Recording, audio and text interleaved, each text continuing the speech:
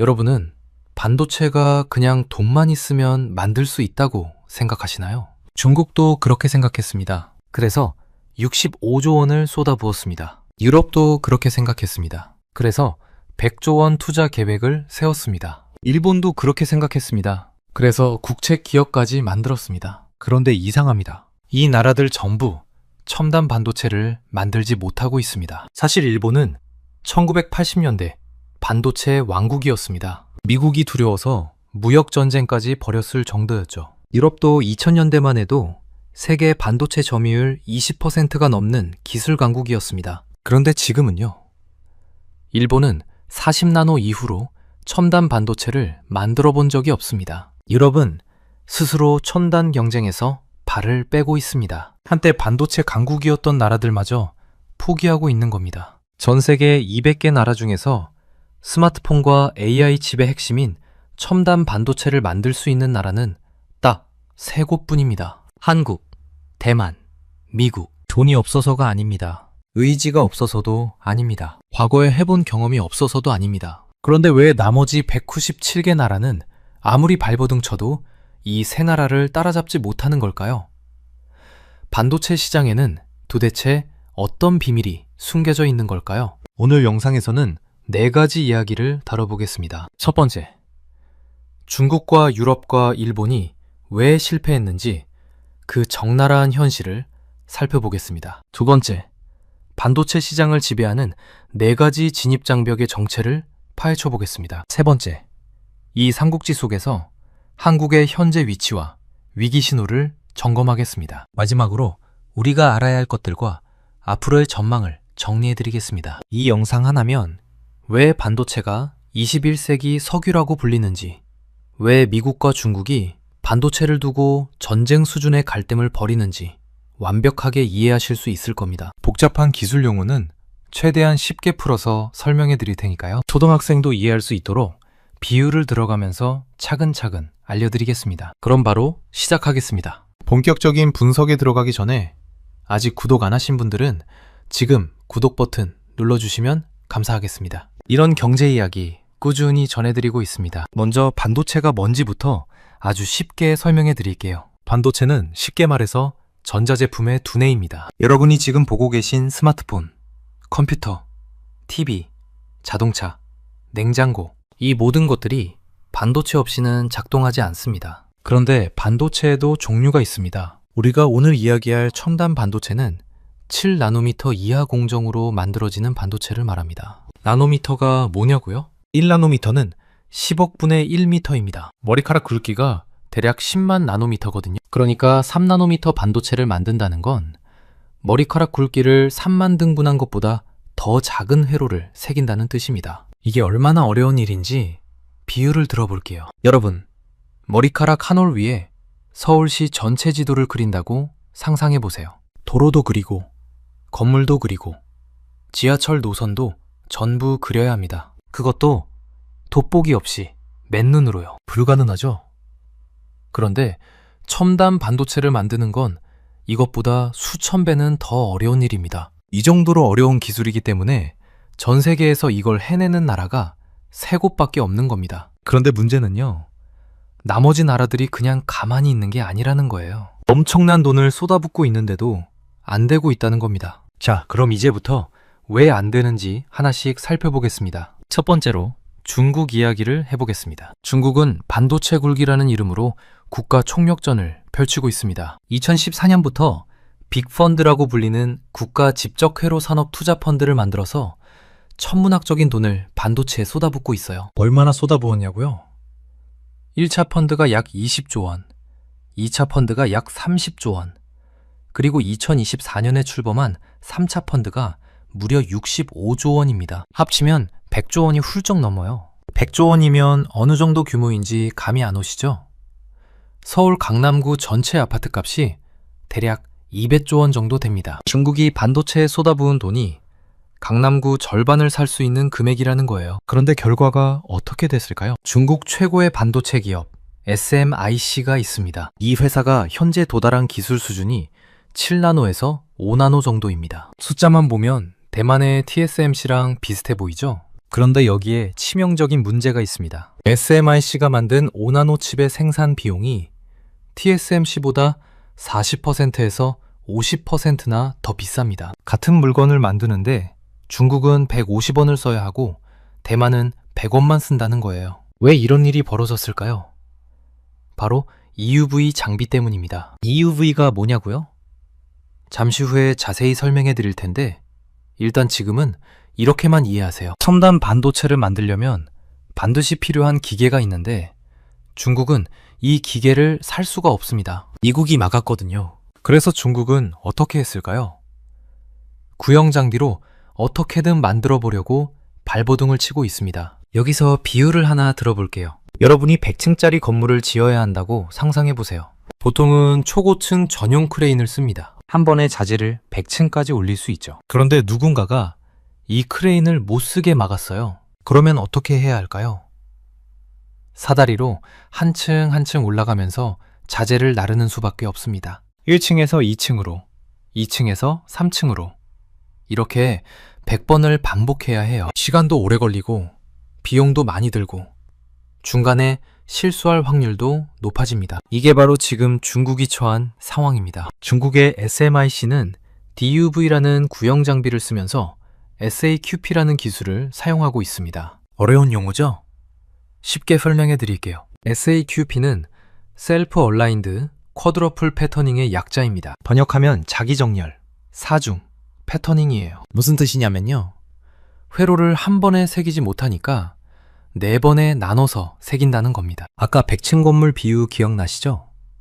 크레인 없이 사다리로 올라가는 것처럼 EUV 없이 DUV로 첨단 칩을 만들려면 같은 작업을 4번 반복해야 합니다. 문제는 반복할 때마다 오차가 쌓인다는 겁니다. 첫 번째 작업에서 0.1% 오차가 나고 두 번째에서도 0.1%가 나고 세 번째, 네 번째도 마찬가지면요. 오차가 계속 누적됩니다. 그 결과 SMIC의 5나노 공정 수율은 TSMC의 3분의 1 수준에 불과한 것으로 추정됩니다. 수율이 뭐냐고요? 100개를 만들었을 때 실제로 쓸 수 있는 정상 제품의 비율입니다.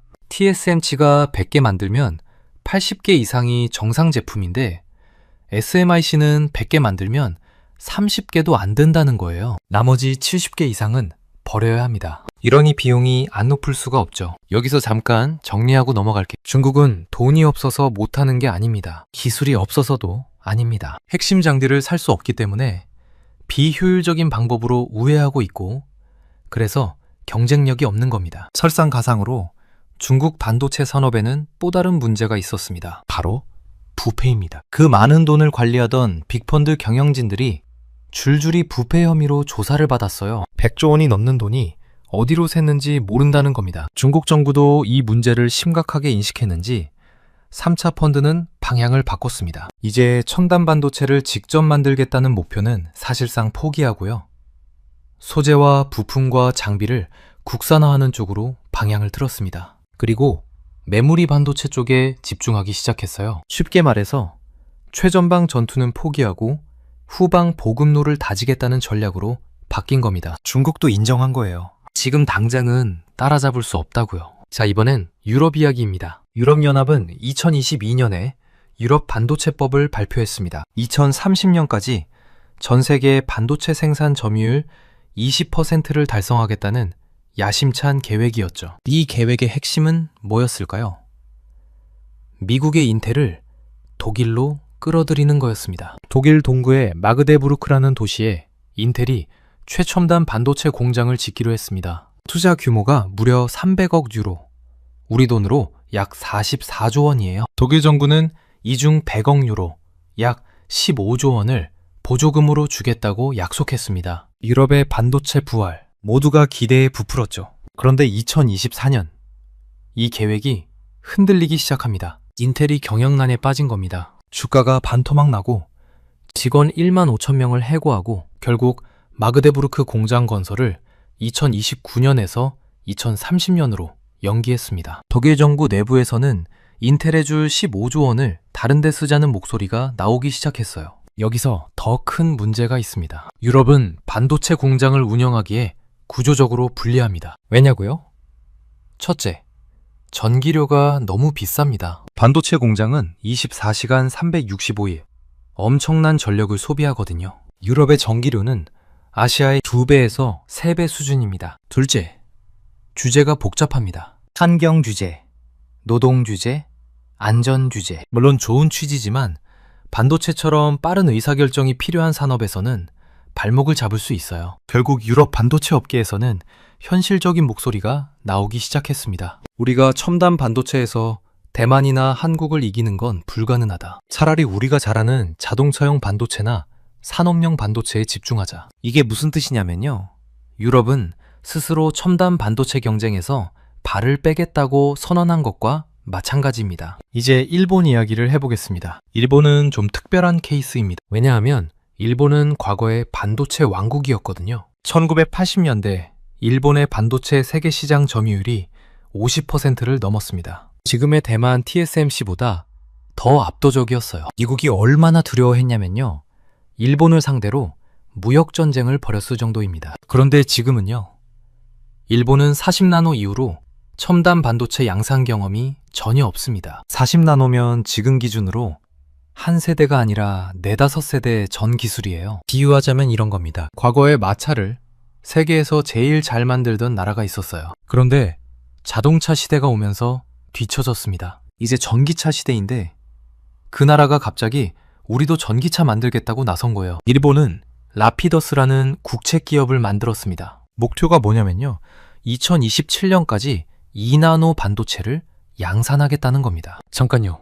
40나노도 못 만드는 나라가 갑자기 2나노를 만들겠다고요? 이게 얼마나 무모한 도전인지 비유를 들어볼게요. 여러분이 자전거를 타본 적이 없다고 상상해보세요. 그런데 갑자기 올림픽 사이클 금메달에 도전하겠다고 선언한 겁니다. 그것도 3년 안에요. 물론 불가능하다고 단정 지을 순 없습니다. 일본은 IBM에서 2나노 기술을 라이선스 받았고 홋카이도에 공장도 짓고 있어요. 그런데 문제가 있습니다. 연구실에서 시제품을 만드는 것과 공장에서 대량 생산하는 건 완전히 다른 차원의 문제거든요. 연구실에서 케이크를 맛있게 만드는 거랑 제과 공장에서 하루에 케이크 10,000개를 똑같은 품질로 찍어내는 건 다르잖아요. 레시피만 있다고 되는 게 아닙니다. 수십 년간 쌓아온 대량 생산 노하우가 필요해요. 업계에서는 라피더스가 2027년에 시제품은 만들 수 있어도 애플이나 엔비디아 같은 대형 고객을 만족시킬 품질과 가격 경쟁력을 갖추기는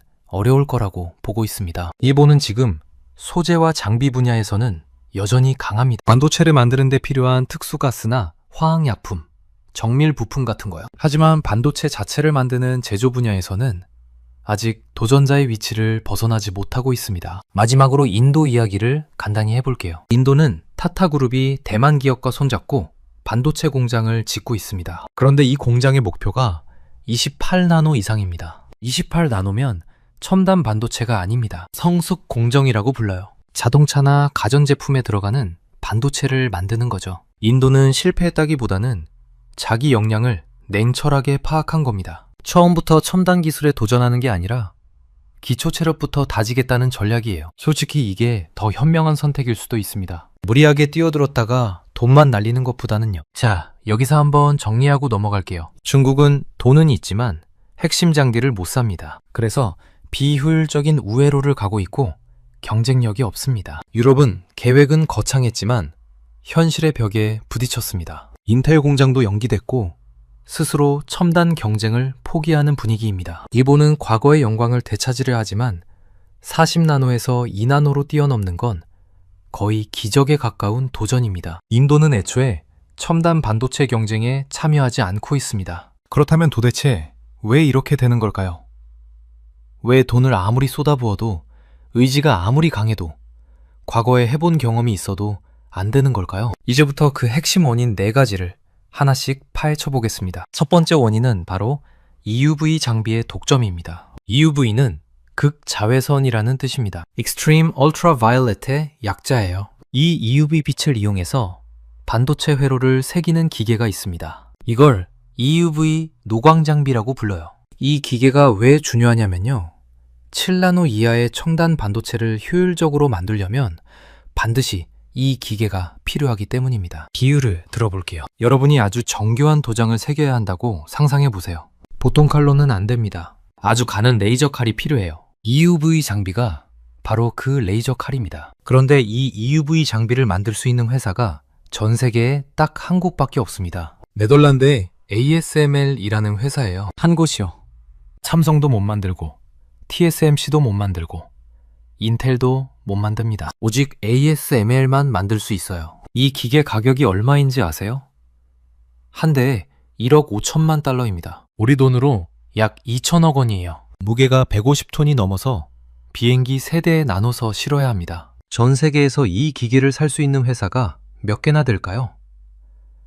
TSMC, 삼성, 인텔, 그리고 극소수의 기업들 뿐입니다. 그런데 여기서 더 중요한 게 있습니다. 중국은 돈이 있어도 이 기계를 살 수 없습니다. 미국이 막았거든요. 미국은 2019년부터 네덜란드 정부를 압박해서 ASML이 중국에 EUV 장비를 팔지 못하도록 막았습니다. 그리고 2023년에는 한 단계 더 나가서 구형 장비인 DUV, 고급형 모델까지 중국 수출을 금지시켰어요. 이게 무슨 뜻이냐면요. 중국 반도체 기업들은 최신 도구를 쓸 수 없다는 겁니다. 아까 말씀드렸죠? 초고층 크레인을 못 쓰게 막아버린 거예요. 그래서 사다리로 한 층 한 층 올라가야 하는 겁니다. EUV 하나 때문에 중국 전체 반도체 산업이 발목이 잡혀 있습니다. 두 번째 원인은 천문학적인 비용입니다. 반도체 공장 하나를 짓는데 얼마가 들까요? 최첨단 3나노 공정 공장을 지으려면 200억 달러가 필요합니다. 우리 돈으로 약 28조 원이에요. 28조 원이면 어느 정도냐면요. 잠실 롯데월드타워를 건설하는데 약 3조 8천억 원이 들었거든요. 반도체 공장 하나가 롯데월드타워 7개를 짓는 돈입니다. 그런데 공장만 지으면 끝이 아닙니다. 그 공장에서 만들 칩을 설계해야 해요. 3나노 칩 하나를 설계하는 데 드는 비용이 얼마일까요? 5억 9천만 달러입니다. 우리 돈으로 약 8천억 원이에요. 설계 비용만 8천억 원이요? 비유를 들어볼게요. 여러분이 새로운 자동차를 만들고 싶다고 상상해 보세요. 공장을 짓는데 28조 원이 들고 설계도를 그리는데 8천억 원이 듭니다. 그런데 여기서 끝이 아닙니다. 그 설계도대로 자동차를 실제로 찍어내려면 또 수조 원이 듭니다. 장비도 사야 하고 인력도 뽑아야 하고 소재도 사야 하니까요. 이 정도 돈을 투자하려면 어떻게 해야 할까요? 투자금을 회수할 수 있다는 확신이 있어야 합니다. 그런데 반도체 시장은 이미 TSMC와 삼성이 꽉 잡고 있어요. 신규 업체가 들어와서 이 시장에서 돈을 벌 수 있을까요?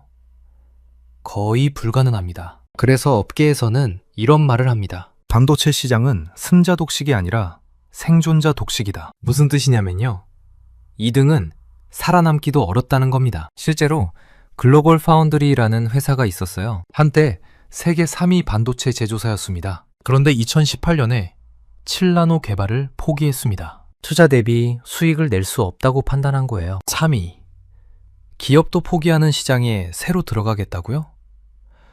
그건 돈을 바다에 버리는 것과 마찬가지입니다. 이게 바로 반도체 시장의 진입 장벽입니다. 돈이 있어도 못 들어가는 게 아니라 들어가봤자 돈을 벌 수 없으니까 안 들어가는 겁니다. 세 번째 원인은 물리학의 한계입니다. 지금 반도체 업계는 물리학과 전쟁을 벌이고 있습니다. 회로가 작아질수록 물리학의 법칙이 방해를 하거든요. 어떤 문제가 생기냐면요.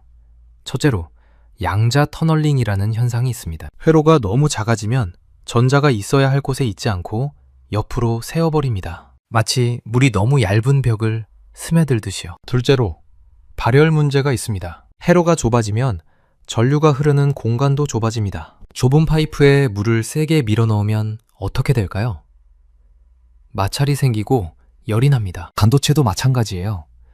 이런 물리적 한계를 극복하려면 새로운 기술이 필요합니다. 대표적인 게 GAA라는 기술이에요. 게이트 올 어라운드의 약자입니다. 쉽게 설명해 드릴게요. 기존 기술은 전류가 흐르는 통로를 세면에서 감싸고 있었어요. 그런데 GAA는 내면에서 완전히 감쌉니다. 그러면 전류 제어가 더 정밀해지고 전자가 새어나가는 걸 막을 수 있어요. 비유를 들어볼게요. 여러분이 호스로 물을 뿌린다고 상상해 보세요. 호스를 세 손가락으로 쥐면 물이 조금 셀 수 있어요. 그런데 5손가락으로 꽉 쥐면 물이 안 셉니다. GAA가 바로 5손가락으로 꽉 쥐는 기술입니다. 그런데 이 기술을 실제로 양산하는 건 엄청나게 어렵습니다. 나노미터 단위의 아주 얇은 막을 여러 겹 쌓아야 하는데 이 막의 두께가 조금이라도 불균이라면 불량이 납니다. 삼성이 세계 최초로 GAA 기술을 도입했는데요.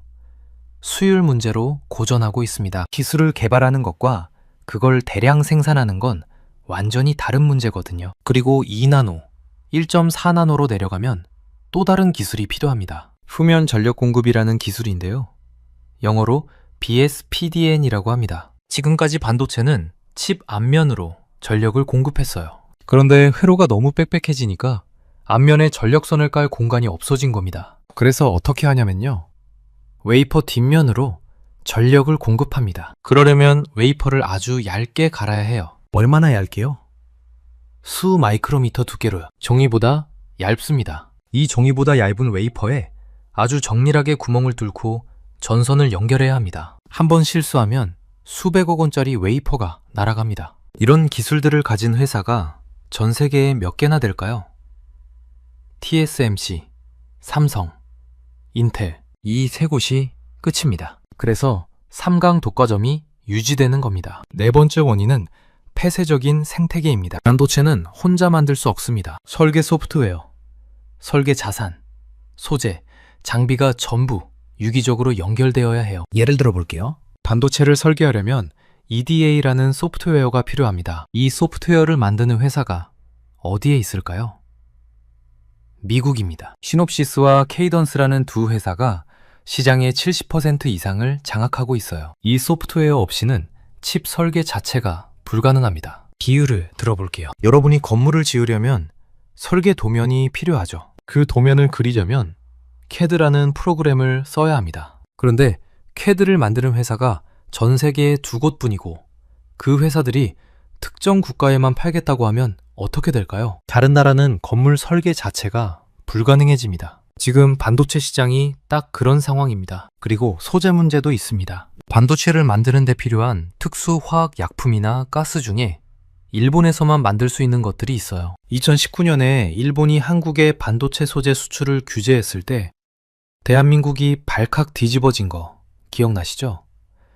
그만큼 소재 공급망이 중요합니다. 정리하면 이렇습니다. 반도체를 만들려면 미국의 설계 소프트웨어, 네덜란드의 장비, 일본의 소재가 필요합니다. 이 중 하나라도 없으면 반도체를 만들 수 없어요. 그리고 이 모든 것들이 미국 주도의 기술 동맹 안에서만 움직입니다. 중국이 아무리 돈이 많아도 이 동맹 밖에 있으니까 핵심 부품을 구할 수가 없는 거예요. 자, 여기서 중간 정리 한번 하겠습니다. 첫 번째 원인.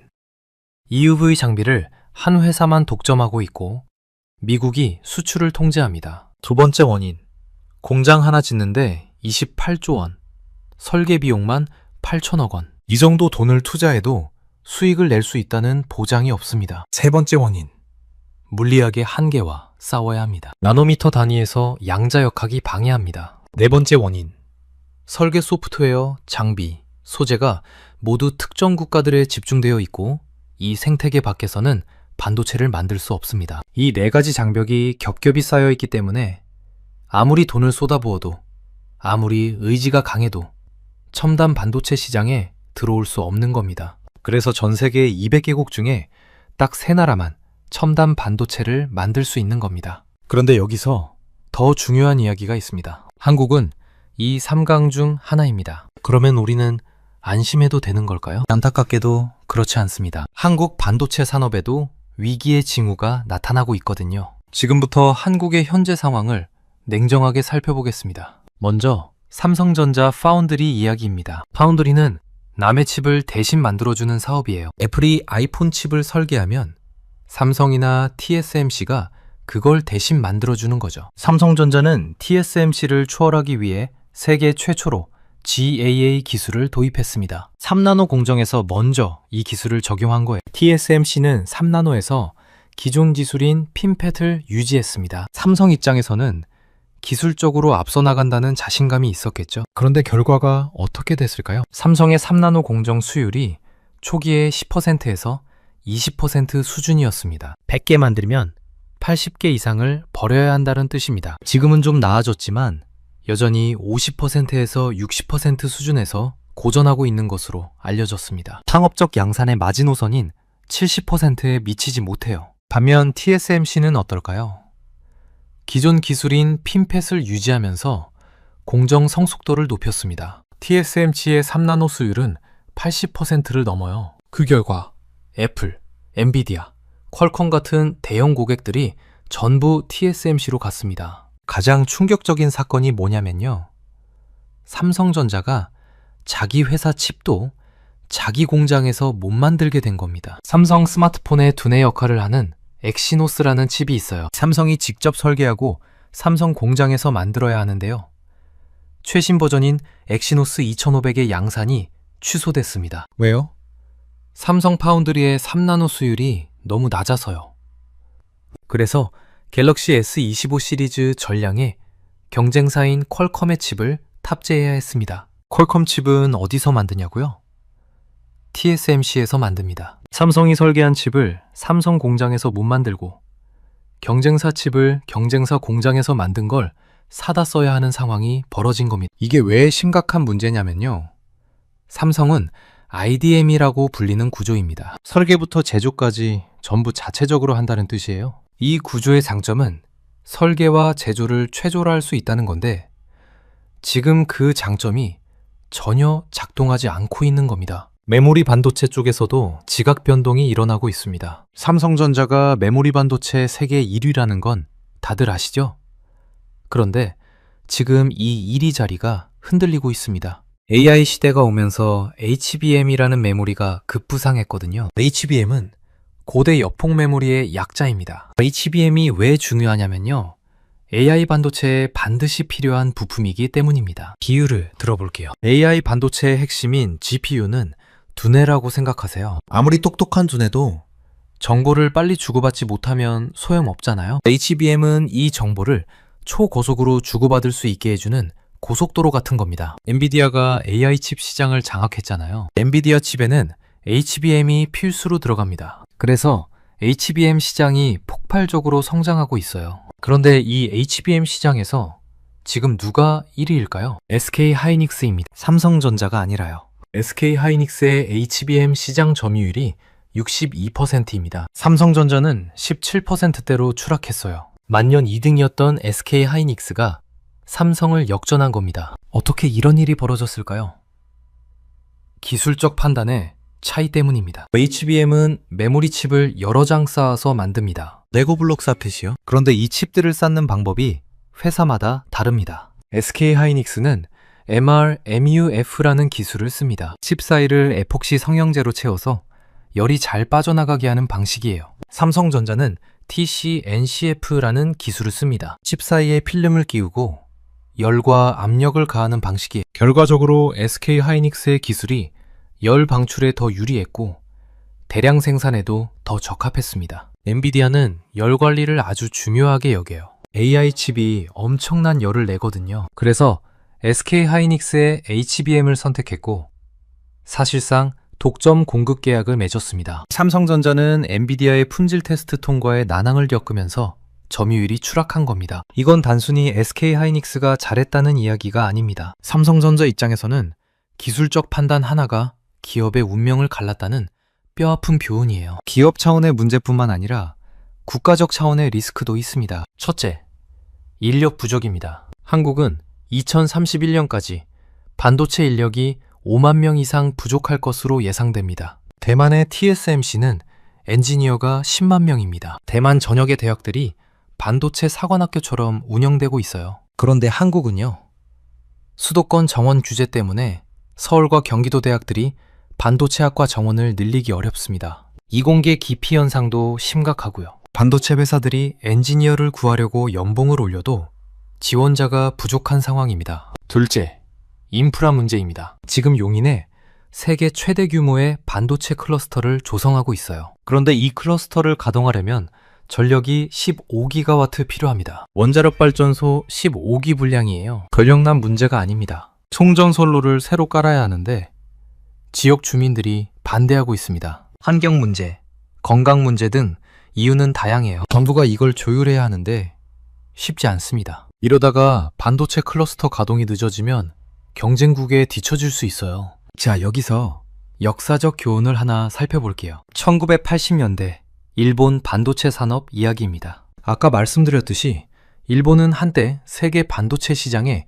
50%를 장악했습니다. 그런데 일본은 왜 몰락했을까요? 여러 가지 이유가 있지만 핵심은 이겁니다. 전화에 대응하지 못했어요. 일본은 메모리 반도체, 그 중에서도 D램에 집중했습니다. 그런데 시장이 바뀌었어요. PC 시대에서 스마트폰 시대로, 스마트폰 시대에서 AI 시대로요. 일본 기업들은 기존 방식에 안주했습니다. 우리가 잘하고 있으니까 계속 이렇게 하면 된다, 이렇게 생각한 거죠. 그 사이에 한국의 삼성과 하이닉스가 치고 올라왔고 대만의 TSMC가 파운드리 시장을 장악했습니다. 지금 한국의 상황이 1980년대 일본과 비슷해 보이지 않으세요? 삼성전자가 세계 1위라는 자부심에 안주하고 있는 건 아닌지, 변화하는 시장에 빠르게 대응하고 있는지 점검해 볼 필요가 있습니다. 끓는 물 속 개구리라는 비유를 아시죠? 개구리를 끓는 물에 넣으면 바로 뛰쳐나옵니다. 하지만 미지근한 물에 넣고 서서히 온도를 올리면 개구리는 위험을 인식하지 못하고 그대로 삶아집니다. 지금 한국 반도체 산업이 이 미지근한 물 속에 있는 건 아닌지 걱정됩니다. 그렇다면 한국은 어떻게 해야 할까요? 전문가들은 몇 가지 방향을 제시하고 있습니다. 첫째, 빠른 추격자에서 선도자로 전환해야 합니다. 지금까지 한국 반도체는 빠른 추격자 전략이었어요. 남이 먼저 개발하면 빠르게 따라잡아서 더 잘 만든다, 이 전략으로 성공했죠. 그런데 이제는 다릅니다. 추격할 대상이 없어요. 한국이 스스로 길을 개척해야 합니다. 삼성전자가 GAA 기술을 세계 최초로 도입한 건 이런 맥락이었어요. 문제는 세계 최초에 집착하다가 수율을 놓쳤다는 겁니다. 앞으로는 세계 최초가 아니라 가장 완벽하게 라는 마인드로 바꿔야 합니다. 조급하게 먼저 내놓는 것보다 제대로 된 제품을 안정적으로 공급하는 게 더 중요해요. TSMC가 그렇게 성공했잖아요. 3나노에서 새로운 GAA 기술 대신 검증된 핀팻 기술을 유지하면서 수율을 높였고 결국 시장을 다 가져갔습니다. 둘째, 통합 솔루션을 강화해야 합니다. 삼성전자의 강점은 뭘까요? 메모리도 만들고 로직도 만들고 패키징도 합니다.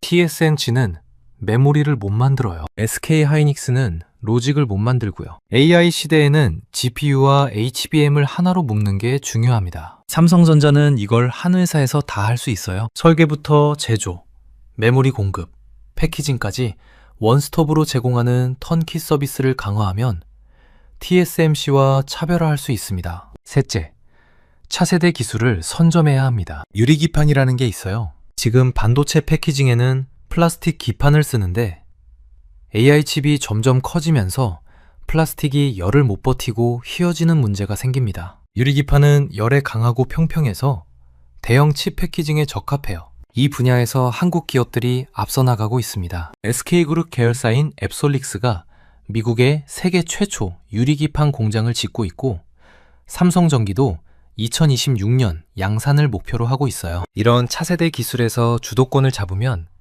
앞으로 10년을 지배할 수 있습니다. 넷째, 정부의 지원이 필요합니다. 미국은 반도체법을 통해 520억 달러, 우리 돈으로 70조 원 이상을 반도체 산업에 쏟아붓고 있습니다. 일본도 대규모 보조금을 지급하고 있고요. 한국도 최근 K칩스법을 통해 세액공제를 상향했지만 경쟁국의 직접 보조금에 비하면 아직 부족합니다. 그리고 용인 클러스터의 전력망, 송전선로 문제를 빨리 해결해야 해요. 정부가 적극적으로 조율하지 않으면 반도체 클러스터 가동 자체가 늦어질 수 있습니다. 마지막으로 인재 양성입니다. 반도체는 결국 사람이 만듭니다. 아무리 돈이 많아도, 아무리 장비가 좋아도 그걸 다룰 엔지니어가 없으면 소용없어요. 수도권 정원 규제를 완화해서 반도체학과 정원을 늘리고 해외 우수 인력을 유치하기 위한 비자 정책도 개선해야 합니다. 자, 이제 오늘 내용을 정리해 드릴게요. 왜 전 세계에서 첨단 반도체를 만들 수 있는 나라가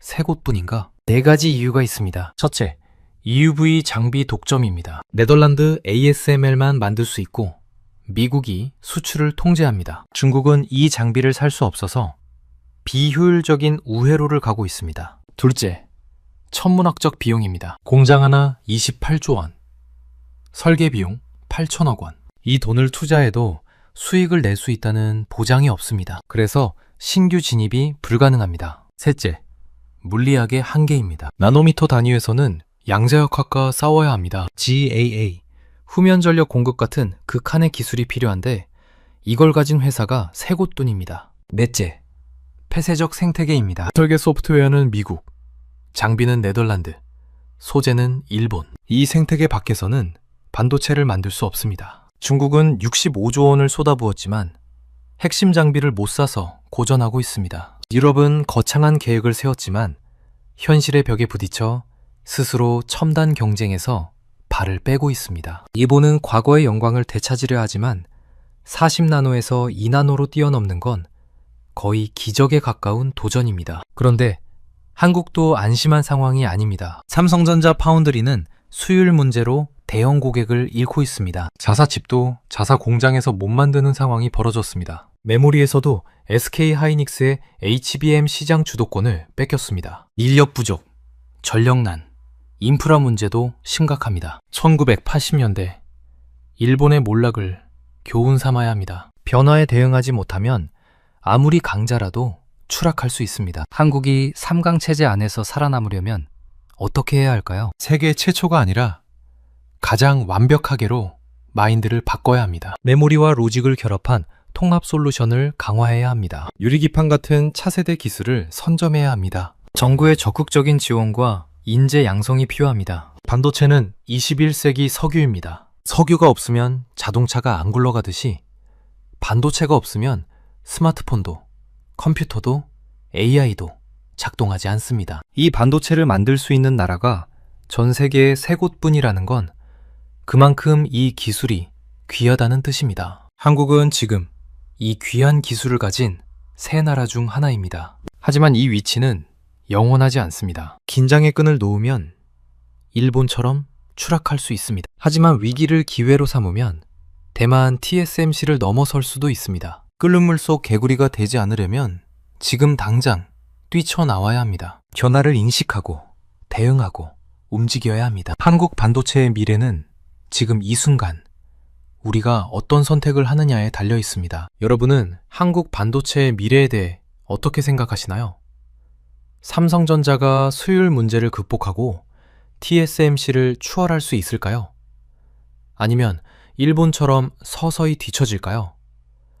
여러분의 생각을 댓글로 공유해 주시면 감사하겠습니다. 오늘 영상은 여기까지입니다. 긴 영상 시청해 주셔서 감사합니다. 반도체 이야기가 도움이 되셨다면 구독과 좋아요 한 번씩만 눌러주시면 정말 크나큰 도움이 됩니다. 여러분은 반도체가 그냥 돈만 있으면 만들 수 있다고 생각하시나요? 중국도 그렇게 생각했습니다. 그래서 65조 원을 쏟아부었습니다. 유럽도 그렇게 생각했습니다. 그래서 100조 원 투자 계획을 세웠습니다. 일본도 그렇게 생각했습니다. 그래서 국책 기업까지 만들었습니다. 그런데 이상합니다. 이 나라들 전부 첨단 반도체를 만들지 못하고 있습니다. 사실 일본은 1980년대 반도체의 왕국이었습니다. 미국이 두려워서 무역전쟁까지 벌였을 정도였죠. 유럽도 2000년대만 해도 세계 반도체 점유율 20%가 넘는 기술 강국이었습니다. 그런데 지금은요.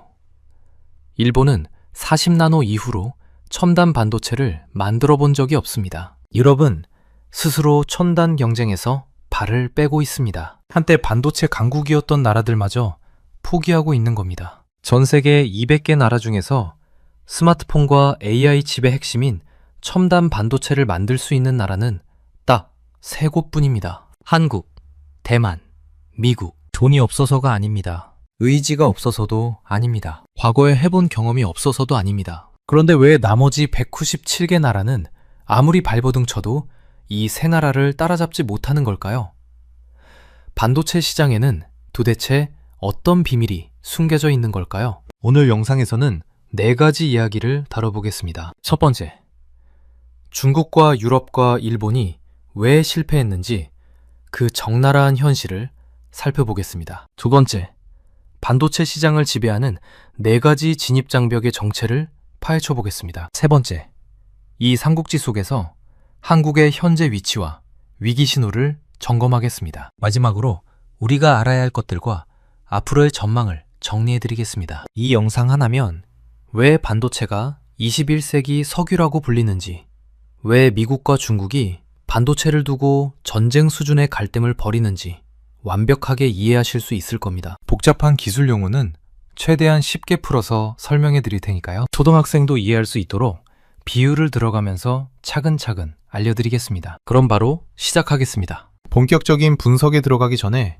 아직 구독 안 하신 분들은 지금 구독 버튼 눌러주시면 감사하겠습니다. 이런 경제 이야기 꾸준히 전해드리고 있습니다. 먼저 반도체가 뭔지부터 아주 쉽게 설명해 드릴게요. 반도체는 쉽게 말해서 전자제품의 두뇌입니다. 여러분이 지금 보고 계신 스마트폰, 컴퓨터, TV, 자동차, 냉장고, 이 모든 것들이 반도체 없이는 작동하지 않습니다. 그런데 반도체에도 종류가 있습니다. 우리가 오늘 이야기할 첨단 반도체는 7나노미터 이하 공정으로 만들어지는 반도체를 말합니다. 나노미터가 뭐냐고요? 1나노미터는 10억분의 1미터입니다. 머리카락 굵기가 대략 10만 나노미터거든요. 그러니까 3나노미터 반도체를 만든다는 건 머리카락 굵기를 3만 등분한 것보다 더 작은 회로를 새긴다는 뜻입니다. 이게 얼마나 어려운 일인지 비유를 들어볼게요. 여러분, 머리카락 한 올 위에 서울시 전체 지도를 그린다고 상상해 보세요.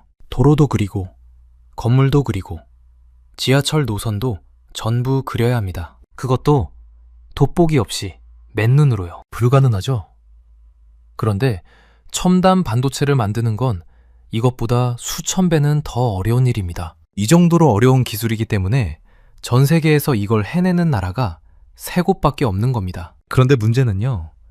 나머지 나라들이 그냥 가만히 있는 게 아니라는 거예요. 엄청난 돈을 쏟아붓고 있는데도 안 되고 있다는 겁니다. 자, 그럼 이제부터 왜 안 되는지 하나씩 살펴보겠습니다. 첫 번째로 중국 이야기를 해보겠습니다. 중국은 반도체 굴기라는 이름으로 국가 총력전을 펼치고 있습니다. 2014년부터 빅펀드라고 불리는 국가 집적회로 산업 투자 펀드를 만들어서 천문학적인 돈을 반도체에 쏟아붓고 있어요. 얼마나 쏟아부었냐고요? 1차 펀드가 약 20조 원, 2차 펀드가 약 30조 원, 그리고 2024년에 출범한 3차 펀드가 무려 65조 원입니다. 합치면 100조 원이 훌쩍 넘어요. 100조 원이면 어느 정도 규모인지 감이 안 오시죠?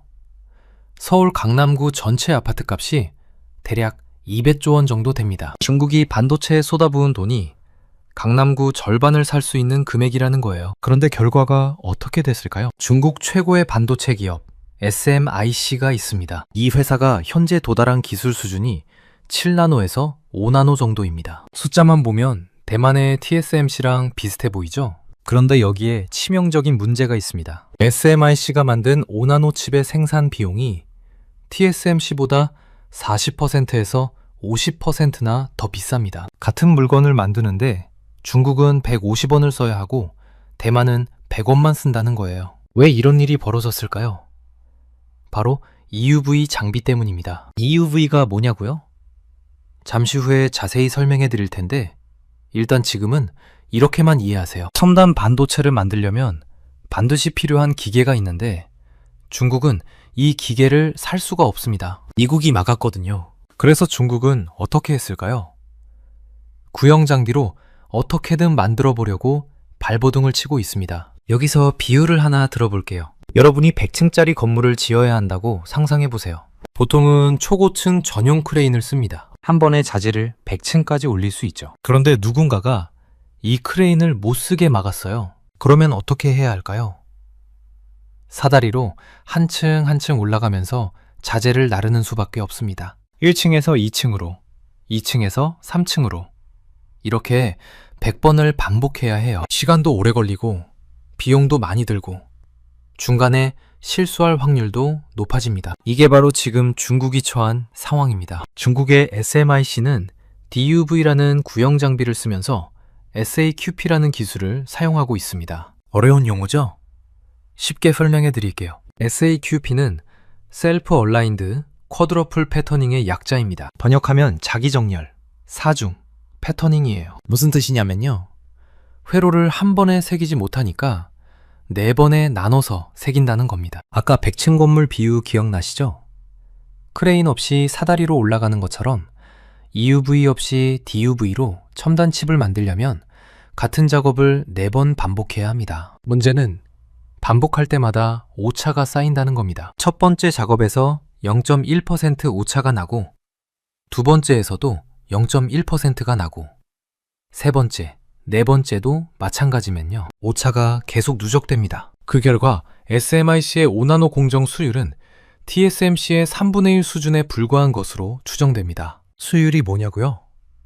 100개를 만들었을 때 실제로 쓸 수 있는 정상 제품의 비율입니다. TSMC가 100개 만들면 80개 이상이 정상 제품인데 SMIC는 100개 만들면 30개도 안 된다는 거예요. 나머지 70개 이상은 버려야 합니다. 이러니 비용이 안 높을 수가 없죠. 여기서 잠깐 정리하고 넘어갈게요. 중국은 돈이 없어서 못하는 게 아닙니다. 기술이 없어서도 아닙니다. 핵심 장비를 살 수 없기 때문에 비효율적인 방법으로 우회하고 있고, 그래서 경쟁력이 없는 겁니다. 설상가상으로 중국 반도체 산업에는 또 다른 문제가 있었습니다. 바로 부패입니다. 그 많은 돈을 관리하던 빅펀드 경영진들이 줄줄이 부패 혐의로 조사를 받았어요. 100조 원이 넘는 돈이 어디로 샜는지 모른다는 겁니다. 중국 정부도 이 문제를 심각하게 인식했는지 3차 펀드는 방향을 바꿨습니다. 이제 첨단 반도체를 직접 만들겠다는 목표는 사실상 포기하고요,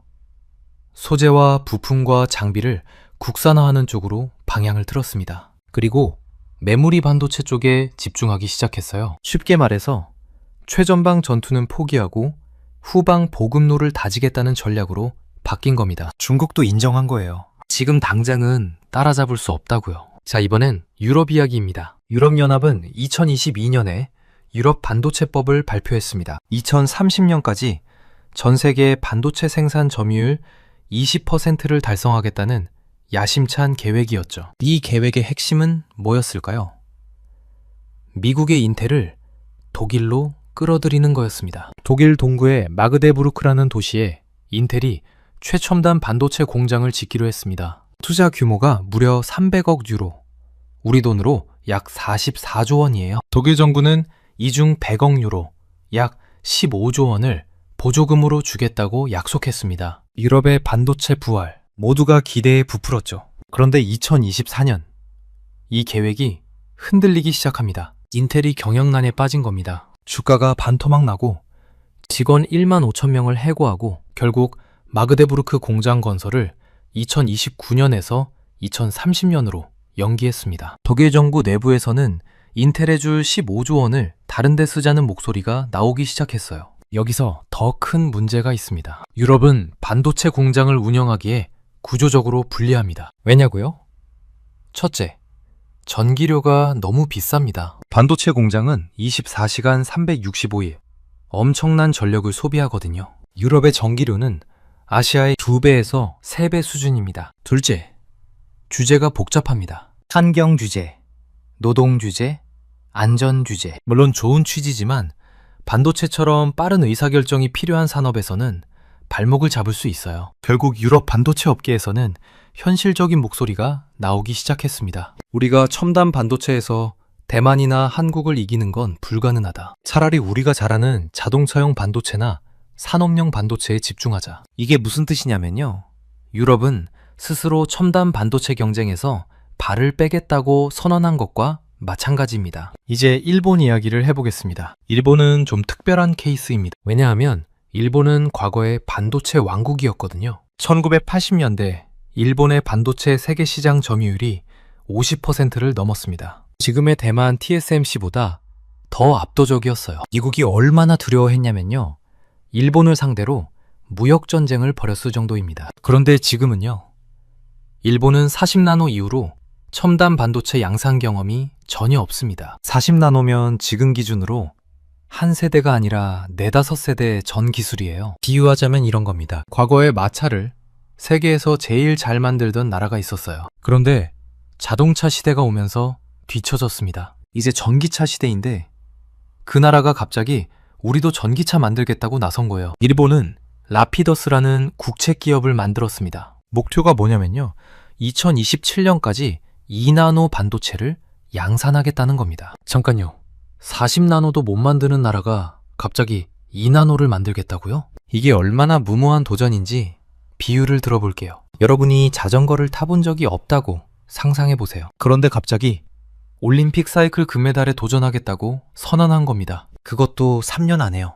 물론 불가능하다고 단정 지을 순 없습니다. 일본은 IBM에서 2나노 기술을 라이선스 받았고 홋카이도에 공장도 짓고 있어요. 그런데 문제가 있습니다.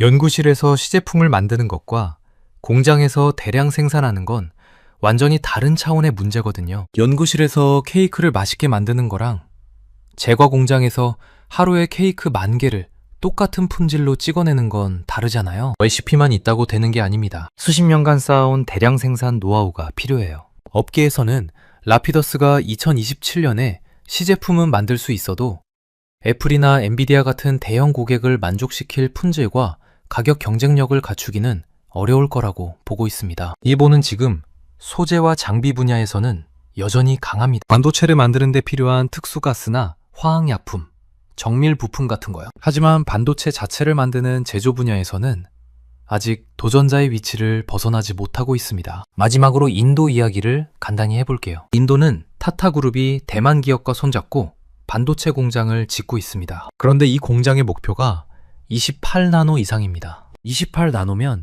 첨단 반도체가 아닙니다. 성숙 공정이라고 불러요. 자동차나 가전제품에 들어가는 반도체를 만드는 거죠. 인도는 실패했다기보다는 자기 역량을 냉철하게 파악한 겁니다. 처음부터 첨단 기술에 도전하는 게 아니라 기초 체력부터 다지겠다는 전략이에요. 솔직히 이게 더 현명한 선택일 수도 있습니다. 무리하게 뛰어들었다가 돈만 날리는 것보다는요. 자, 여기서 한번 정리하고 넘어갈게요. 중국은 돈은 있지만 핵심 장비를 못 삽니다. 그래서 비효율적인 우회로를 가고 있고 경쟁력이 없습니다. 유럽은 계획은 거창했지만 현실의 벽에 부딪혔습니다. 인텔 공장도 연기됐고 스스로 첨단 경쟁을 포기하는 분위기입니다. 일본은 과거의 영광을 되찾으려 하지만 40나노에서 2나노로 뛰어넘는 건 거의 기적에 가까운 도전입니다. 인도는 애초에 첨단 반도체 경쟁에 참여하지 않고 있습니다. 그렇다면 도대체 왜 이렇게 되는 걸까요?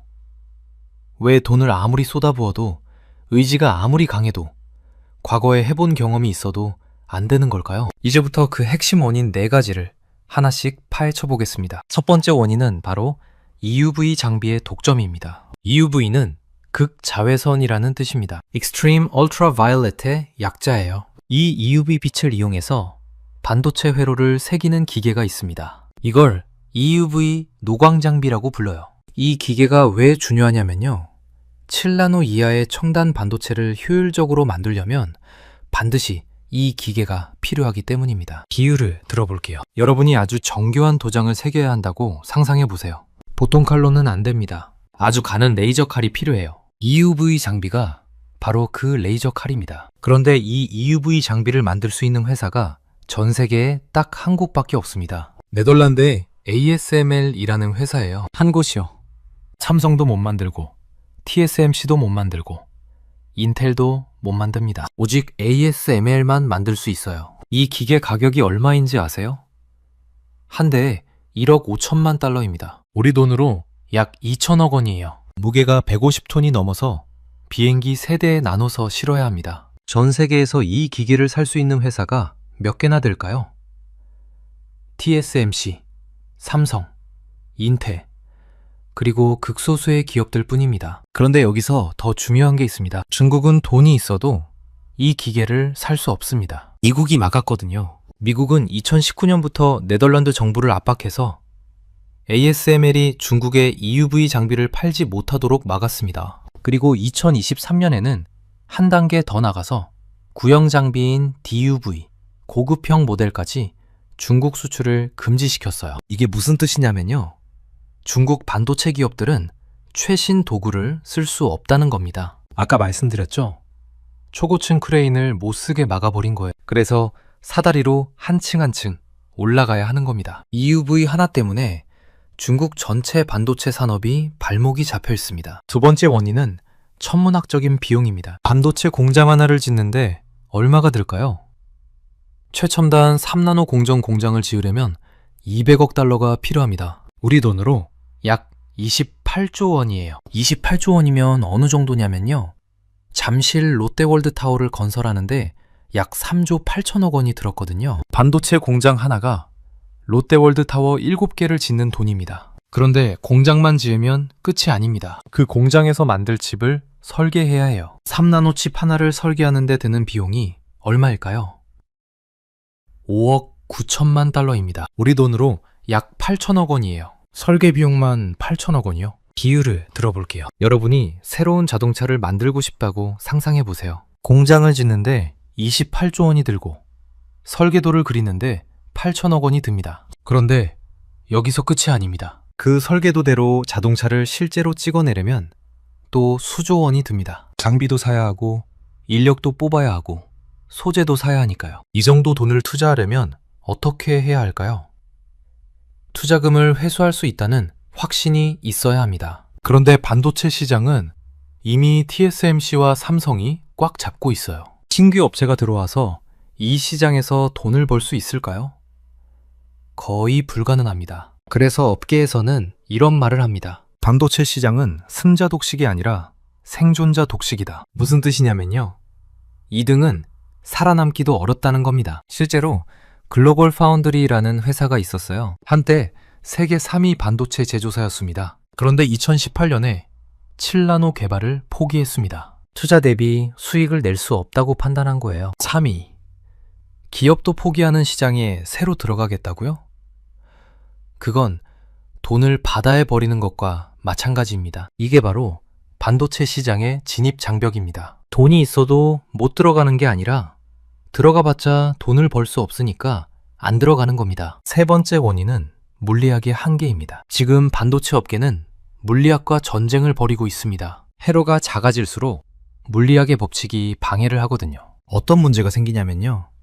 첫째로 양자 터널링이라는 현상이 있습니다. 회로가 너무 작아지면 전자가 있어야 할 곳에 있지 않고 옆으로 새어버립니다. 마치 물이 너무 얇은 벽을 스며들듯이요. 둘째로 발열 문제가 있습니다. 회로가 좁아지면 전류가 흐르는 공간도 좁아집니다. 좁은 파이프에 물을 세게 밀어넣으면 어떻게 될까요? 마찰이 생기고 열이 납니다. 반도체도 마찬가지예요. 이런 물리적 한계를 극복하려면 새로운 기술이 필요합니다. 대표적인 게 GAA라는 기술이에요. 게이트 올 어라운드의 약자입니다. 쉽게 설명해 드릴게요. 기존 기술은 전류가 흐르는 통로를 세면에서 감싸고 있었어요. 그런데 GAA는 내면에서 완전히 감쌉니다. 그러면 전류 제어가 더 정밀해지고 전자가 새어나가는 걸 막을 수 있어요. 비유를 들어볼게요. 여러분이 호스로 물을 뿌린다고 상상해 보세요. 호스를 세 손가락으로 쥐면 물이 조금 셀 수 있어요. 그런데 5손가락으로 꽉 쥐면 물이 안 셉니다. GAA가 바로 5손가락으로 꽉 쥐는 기술입니다. 그런데 이 기술을 실제로 양산하는 건 엄청나게 어렵습니다. 나노미터 단위의 아주 얇은 막을 여러 겹 쌓아야 하는데 이 막의 두께가 조금이라도 불균이라면 불량이 납니다. 삼성이 세계 최초로 GAA 기술을 도입했는데요. 수율 문제로 고전하고 있습니다. 기술을 개발하는 것과 그걸 대량 생산하는 건 완전히 다른 문제거든요. 그리고 2나노, 1.4나노로 내려가면 또 다른 기술이 필요합니다. 후면 전력 공급이라는 기술인데요. 영어로 BSPDN이라고 합니다. 지금까지 반도체는 칩 앞면으로 전력을 공급했어요. 그런데 회로가 너무 빽빽해지니까 앞면에 전력선을 깔 공간이 없어진 겁니다. 그래서 어떻게 하냐면요. 웨이퍼 뒷면으로 전력을 공급합니다. 그러려면 웨이퍼를 아주 얇게 갈아야 해요. 얼마나 얇게요? 수 마이크로미터 두께로요. 종이보다 얇습니다. 이 종이보다 얇은 웨이퍼에 아주 정밀하게 구멍을 뚫고 전선을 연결해야 합니다. 한 번 실수하면 수백억 원짜리 웨이퍼가 날아갑니다. 이런 기술들을 가진 회사가 전 세계에 몇 개나 될까요? TSMC, 삼성, 인텔, 이 세 곳이 끝입니다. 그래서 3강 독과점이 유지되는 겁니다. 네 번째 원인은 폐쇄적인 생태계입니다. 반도체는 혼자 만들 수 없습니다. 설계 소프트웨어, 설계 자산, 소재, 장비가 전부 유기적으로 연결되어야 해요. 예를 들어 볼게요. 반도체를 설계하려면 EDA라는 소프트웨어가 필요합니다. 이 소프트웨어를 만드는 회사가 어디에 있을까요? 미국입니다. 시놉시스와 케이던스라는 두 회사가 시장의 70% 이상을 장악하고 있어요. 이 소프트웨어 없이는 칩 설계 자체가 불가능합니다. 비유를 들어볼게요. 여러분이 건물을 지으려면 설계 도면이 필요하죠. 그 도면을 그리려면 CAD라는 프로그램을 써야 합니다. 그런데 CAD를 만드는 회사가 전 세계에 두 곳뿐이고 그 회사들이 특정 국가에만 팔겠다고 하면 어떻게 될까요? 다른 나라는 건물 설계 자체가 불가능해집니다. 지금 반도체 시장이 딱 그런 상황입니다. 그리고 소재 문제도 있습니다. 반도체를 만드는 데 필요한 특수 화학 약품이나 가스 중에 일본에서만 만들 수 있는 것들이 있어요. 2019년에 일본이 한국의 반도체 소재 수출을 규제했을 때 대한민국이 발칵 뒤집어진 거 기억나시죠? 그만큼 소재 공급망이 중요합니다. 정리하면 이렇습니다. 반도체를 만들려면 미국의 설계 소프트웨어, 네덜란드의 장비, 일본의 소재가 필요합니다. 이 중 하나라도 없으면 반도체를 만들 수 없어요. 그리고 이 모든 것들이 미국 주도의 기술 동맹 안에서만 움직입니다. 중국이 아무리 돈이 많아도 이 동맹 밖에 있으니까 핵심 부품을 구할 수가 없는 거예요. 자, 여기서 중간 정리 한번 하겠습니다. 첫 번째 원인. EUV 장비를 한 회사만 독점하고 있고 미국이 수출을 통제합니다. 두 번째 원인. 공장 하나 짓는데 28조 원, 설계 비용만 8천억 원. 이 정도 돈을 투자해도 수익을 낼 수 있다는 보장이 없습니다. 세 번째 원인. 물리학의 한계와 싸워야 합니다. 나노미터 단위에서 양자역학이 방해합니다. 네 번째 원인. 설계 소프트웨어, 장비, 소재가 모두 특정 국가들에 집중되어 있고 이 생태계 밖에서는 반도체를 만들 수 없습니다. 이 네 가지 장벽이 겹겹이 쌓여 있기 때문에 아무리 돈을 쏟아부어도 아무리 의지가 강해도 첨단 반도체 시장에 들어올 수 없는 겁니다. 그래서 전 세계 200개국 중에 딱 3나라만 첨단 반도체를 만들 수 있는 겁니다. 그런데 여기서 더 중요한 이야기가 있습니다. 한국은 이 3강 중 하나입니다. 그러면 우리는 안심해도 되는 걸까요? 안타깝게도 그렇지 않습니다. 한국 반도체 산업에도 위기의 징후가 나타나고 있거든요. 지금부터 한국의 현재 상황을 냉정하게 살펴보겠습니다. 먼저 삼성전자 파운드리 이야기입니다. 파운드리는 남의 칩을 대신 만들어주는 사업이에요. 애플이 아이폰 칩을 설계하면 삼성이나 TSMC가 그걸 대신 만들어주는 거죠. 삼성전자는 TSMC를 추월하기 위해 세계 최초로 GAA 기술을 도입했습니다. 3나노 공정에서 먼저 이 기술을 적용한 거예요. TSMC는 3나노에서 기존 기술인 핀팻을 유지했습니다. 삼성 입장에서는 기술적으로 앞서 나간다는 자신감이 있었겠죠. 그런데 결과가 어떻게 됐을까요? 삼성의 3나노 공정 수율이 초기에 10%에서 20% 수준이었습니다. 100개 만들면 80개 이상을 버려야 한다는 뜻입니다. 지금은 좀 나아졌지만 여전히 50%에서 60% 수준에서 고전하고 있는 것으로 알려졌습니다. 상업적 양산의 마지노선인 70%에 미치지 못해요. 반면 TSMC는 어떨까요? 기존 기술인 핀팻을 유지하면서 공정 성숙도를 높였습니다. TSMC의 3나노 수율은 80%를 넘어요. 그 결과 애플, 엔비디아, 퀄컴 같은 대형 고객들이 전부 TSMC로 갔습니다. 가장 충격적인 사건이 뭐냐면요.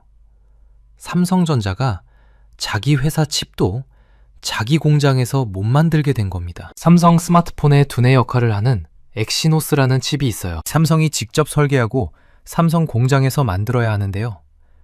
최신 버전인 엑시노스 2500의 양산이 취소됐습니다. 왜요? 삼성 파운드리의 3나노 수율이 너무 낮아서요. 그래서 갤럭시 S25 시리즈 전량에 경쟁사인 퀄컴의 칩을 탑재해야 했습니다. 퀄컴 칩은 어디서 만드냐고요? TSMC에서 만듭니다. 삼성이 설계한 칩을 삼성 공장에서 못 만들고 경쟁사 칩을 경쟁사 공장에서 만든 걸 사다 써야 하는 상황이 벌어진 겁니다. 이게 왜 심각한 문제냐면요. 삼성은 IDM이라고 불리는 구조입니다. 설계부터 제조까지 전부 자체적으로 한다는 뜻이에요. 이 구조의 장점은 설계와 제조를 최소화할 수 있다는 건데 지금 그 장점이 전혀 작동하지 않고 있는 겁니다. 메모리 반도체 쪽에서도 지각 변동이 일어나고 있습니다. 삼성전자가 메모리 반도체 세계 1위라는 건 다들 아시죠? 그런데 지금 이 1위 자리가 흔들리고 있습니다. AI 시대가 오면서 HBM이라는 메모리가 급부상했거든요. HBM은 고대 여폭 메모리의 약자입니다. HBM이 왜 중요하냐면요. AI 반도체에 반드시 필요한 부품이기 때문입니다. 비유를 들어볼게요. AI 반도체의 핵심인 GPU는 두뇌라고 생각하세요. 아무리 똑똑한 두뇌도 정보를 빨리 주고받지 못하면 소용없잖아요. HBM은 이 정보를 초고속으로 주고받을 수 있게 해주는 고속도로 같은 겁니다. 엔비디아가 AI 칩 시장을 장악했잖아요. 엔비디아 칩에는 HBM이 필수로 들어갑니다. 그래서 HBM 시장이 폭발적으로 성장하고 있어요. 그런데 이 HBM 시장에서 지금 누가 1위일까요? SK 하이닉스입니다. 삼성전자가 아니라요. SK 하이닉스의 HBM 시장 점유율이 62%입니다. 삼성전자는 17%대로 추락했어요. 만년 2등이었던 SK 하이닉스가 삼성을 역전한 겁니다. 어떻게 이런 일이 벌어졌을까요? 기술적 판단의 차이 때문입니다. HBM은 메모리 칩을 여러 장 쌓아서 만듭니다. 레고 블록 쌓듯이요? 그런데 이 칩들을 쌓는 방법이 회사마다 다릅니다. SK 하이닉스는 MR-MUF라는 기술을 씁니다. 칩 사이를 에폭시 성형제로 채워서 열이 잘 빠져나가게 하는 방식이에요. 삼성전자는 TC-NCF라는 기술을 씁니다. 칩 사이에 필름을 끼우고 열과 압력을 가하는 방식이에요. 결과적으로 SK 하이닉스의 기술이 열 방출에 더 유리했고 대량 생산에도 더 적합했습니다. 엔비디아는 열 관리를 아주 중요하게 여겨요. AI 칩이 엄청난 열을 내거든요. 그래서 SK 하이닉스의 HBM을 선택했고 사실상 독점 공급 계약을 맺었습니다. 삼성전자는 엔비디아의 품질 테스트 통과에 난항을 겪으면서 점유율이 추락한 겁니다. 이건 단순히 SK 하이닉스가 잘했다는 이야기가 아닙니다. 삼성전자 입장에서는 기술적 판단 하나가 기업의 운명을 갈랐다는 뼈아픈 교훈이에요. 기업 차원의 문제뿐만 아니라 국가적 차원의 리스크도 있습니다. 첫째, 인력 부족입니다. 한국은 2031년까지 반도체 인력이 5만 명 이상 부족할 것으로 예상됩니다. 대만의 TSMC는 엔지니어가 10만 명입니다. 대만 전역의 대학들이 반도체 사관학교처럼 운영되고 있어요. 그런데 한국은요. 수도권 정원 규제 때문에 서울과 경기도 대학들이 반도체학과 정원을 늘리기 어렵습니다. 이공계 기피 현상도 심각하고요. 반도체 회사들이 엔지니어를 구하려고 연봉을 올려도 지원자가 부족한 상황입니다. 둘째, 인프라 문제입니다. 지금 용인에 세계 최대 규모의 반도체 클러스터를 조성하고 있어요. 그런데 이 클러스터를 가동하려면 전력이 15기가와트 필요합니다. 원자력 발전소 15기 분량이에요. 권력난 문제가 아닙니다. 송전선로를 새로 깔아야 하는데 지역 주민들이 반대하고 있습니다. 환경 문제, 건강 문제 등 이유는 다양해요. 정부가 이걸 조율해야 하는데 쉽지 않습니다. 이러다가 반도체 클러스터 가동이 늦어지면 경쟁국에 뒤처질 수 있어요. 자, 여기서 역사적 교훈을 하나 살펴볼게요. 1980년대 일본 반도체 산업 이야기입니다. 아까 말씀드렸듯이 일본은 한때 세계 반도체 시장의 50%를 장악했습니다. 그런데 일본은 왜 몰락했을까요? 여러 가지 이유가 있지만 핵심은 이겁니다. 전화에 대응하지 못했어요. 일본은 메모리 반도체, 그 중에서도 D램에 집중했습니다. 그런데 시장이 바뀌었어요. PC 시대에서 스마트폰 시대로, 스마트폰 시대에서 AI 시대로요. 일본 기업들은 기존 방식에 안주했습니다. 우리가 잘하고 있으니까 계속 이렇게 하면 된다. 이렇게 생각한 거죠. 그 사이에 한국의 삼성과 하이닉스가 치고 올라왔고 대만의 TSMC가 파운드리 시장을 장악했습니다. 지금 한국의 상황이 1980년대 일본과 비슷해 보이지 않으세요? 삼성전자가 세계 1위라는 자부심에 안주하고 있는 건 아닌지, 변화하는 시장에 빠르게 대응하고 있는지 점검해 볼 필요가 있습니다. 끓는 물 속 개구리라는 비유를 아시죠? 개구리를 끓는 물에 넣으면 바로 뛰쳐나옵니다. 하지만 미지근한 물에 넣고 서서히 온도를 올리면 개구리는 위험을 인식하지 못하고 그대로 삶아집니다. 지금 한국 반도체 산업이 이 미지근한 물 속에 있는 건 아닌지 걱정됩니다. 그렇다면 한국은 어떻게 해야 할까요? 전문가들은 몇 가지 방향을 제시하고 있습니다. 첫째, 빠른 추격자에서 선도자로 전환해야 합니다. 지금까지 한국 반도체는 빠른 추격자 전략이었어요. 남이 먼저 개발하면 빠르게 따라잡아서 더 잘 만든다. 이 전략으로 성공했죠. 그런데 이제는 다릅니다. 추격할 대상이 없어요. 한국이 스스로 길을 개척해야 합니다. 삼성전자가 GAA 기술을 세계 최초로 도입한 건 이런 맥락이었어요. 문제는 세계 최초에 집착하다가 수율을 놓쳤다는 겁니다. 앞으로는 세계 최초가 아니라 가장 완벽하게 라는 마인드로 바꿔야 합니다. 조급하게 먼저 내놓는 것보다 제대로 된 제품을 안정적으로 공급하는 게 더 중요해요. TSMC가 그렇게 성공했잖아요. 3나노에서 새로운 GAA 기술 대신 검증된 핀팻 기술을 유지하면서 수율을 높였고 결국 시장을 다 가져갔습니다. 둘째, 통합 솔루션을 강화해야 합니다. 삼성전자의 강점은 뭘까요? 메모리도 만들고 로직도 만들고 패키징도 합니다.